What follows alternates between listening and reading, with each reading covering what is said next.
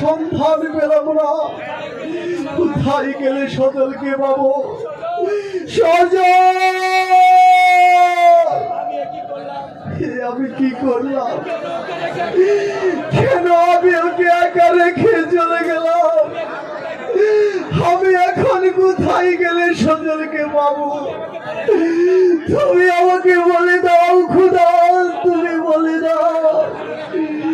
যাদের কারণে আজ আমি আমার ভাই হারা হলাম, যাদের কারণে আজ আমি আমার পিতা মাতা হারা হলাম, সেই জানোয়ার গুলোকে আমি হারে হারে বুঝে দেব।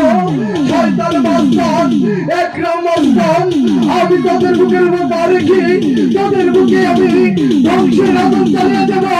তবে আমার নাম